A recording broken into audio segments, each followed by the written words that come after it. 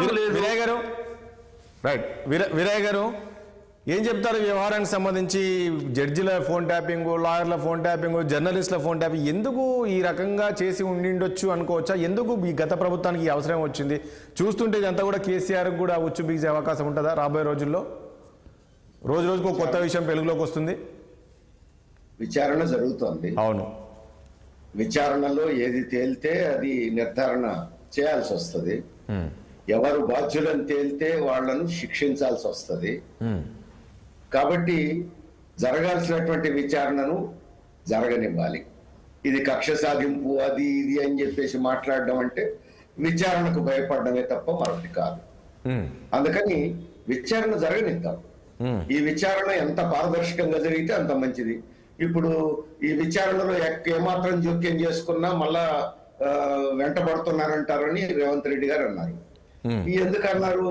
వీళ్ళు మా వెంట పడుతున్నారని బీఆర్ఎస్ నాయకులు అనబట్టి. బీఆర్ఎస్ నాయకులు ఈ మాట అనాల్సిన అవసరం లేదు, రాష్ట్ర ప్రభుత్వం వెనకాడాల్సిన అవసరం లేదు.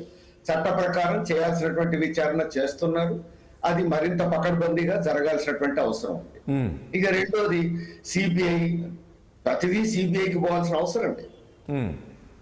దేశంలో, మన దేశంలో రాజ్యాంగం ఉంది, కొన్ని చట్టాలు ఉన్నాయి, సిబిఐకి కొన్ని పరిమితులు ఉన్నాయి, మన రాష్ట్రాలకు ఉన్నటువంటి హక్కులు అధికారాలు ఉన్నాయి. ఫెడరల్ రాజ్యాంగంలో సిబిఐ కావాలని రాష్ట్ర ప్రభుత్వం కోరుకుంటే రావాలి, లేకపోతే రాకూడదు. కాబట్టి అసలు రాష్ట్ర ప్రభుత్వమే సమర్థవంతంగా విచారణ జరపగలుగుతున్నప్పుడు సిబిఐ ప్రస్తావన అవసరమే లేదు.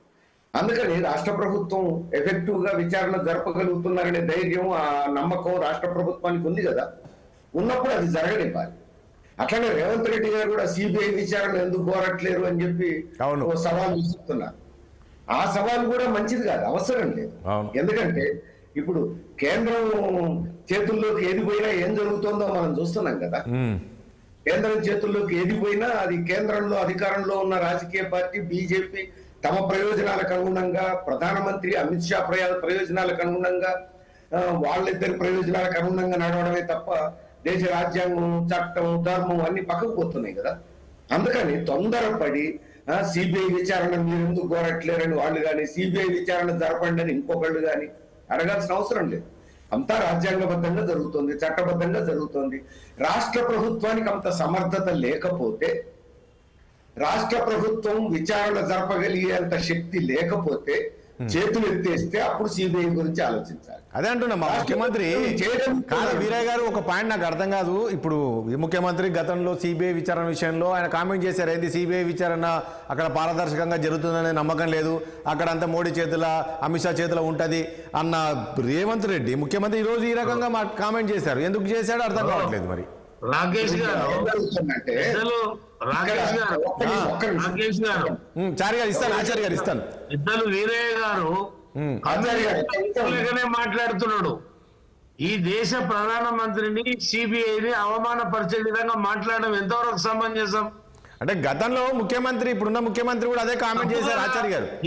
ఇలా లిక్కర్ స్కామ్ నడుస్తున్నది, దాంట్లో మా ప్రయోజనాల కొరకే చేసినట్ట ఆయన ఎందుకు మాట్లాడతాడంట? ఒక పెద్ద మనిషి మాట్లాడండి, వీరయ్య గారిని మాట్లాడిద్దాం.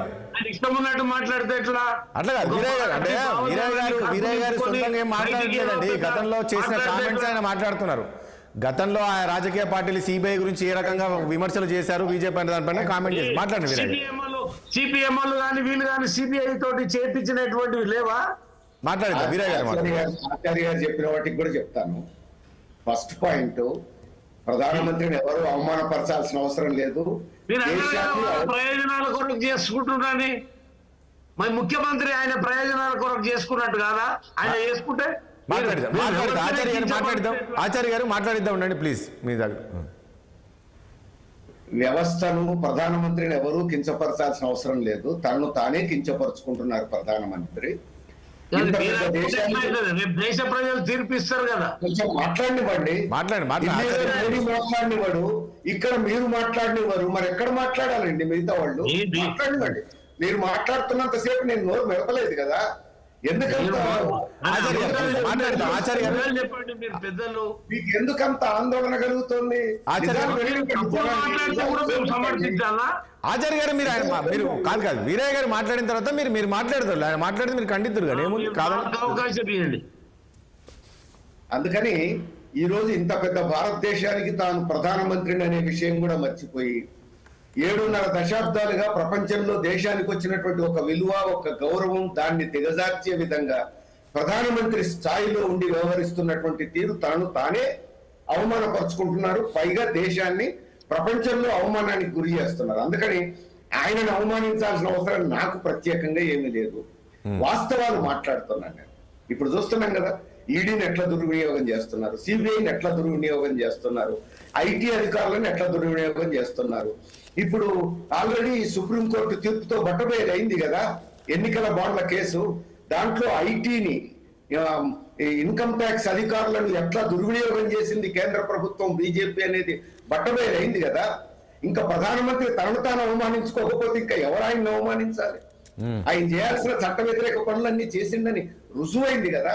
41 మంది దగ్గర బ్లాక్మెయిల్ చేసి డబ్బులు వసూలు చేసిందని తేలింది కదా. అందుకని ఎవరు ఆయన అవమానపరచాల్సిన అవసరం లేదు. ఆయనే అవమానపరుచుకున్నారు, చేయాల్సినటువంటి తప్పులన్నీ చేసి అవమానపరుచుకున్నారు. ఇక రెండోది ఏంటంటే, కేజ్రీవాల్ గారి గురించి మాట్లాడారు, లేకపోతే కవిత గురించి మాట్లాడారు, సిసోడియా గురించి మాట్లాడారు ఆచార్య గారు. చెప్పేది అదే. ఈరోజు కేజ్రీవాల్ని కానీ, సిసోడియాని కానీ, కవితను కానీ జైల్లో పెట్టి బ్లాక్మెయిల్ చేయడం కదా చేస్తున్నది. ఎన్నికల సందర్భంగా మేమెందుకు చేస్తామని అంటున్నారు. ఎన్నికల సందర్భంగానే వాళ్ళకి అవసరమని భావించి చేస్తున్నారు. ఢిల్లీ సీట్లన్నీ ఇప్పుడు కేజ్రీవాల్ దొంగ అని, సిసోడియా దొంగ అని చెప్పడం ద్వారా ఢిల్లీ సీట్లు వాళ్ళు స్వీప్ చేయాలనేది వాళ్ళ ప్లాన్. అది ఇప్పుడు రివర్స్. అంటే ఒకటి వాళ్ళు తప్పు చేయలేదంటారా వీరయ్య గారు? వాళ్ళ లోపల పెట్టడం తప్పు చేయలేదంటారా? నేను అదే చెప్తున్నా.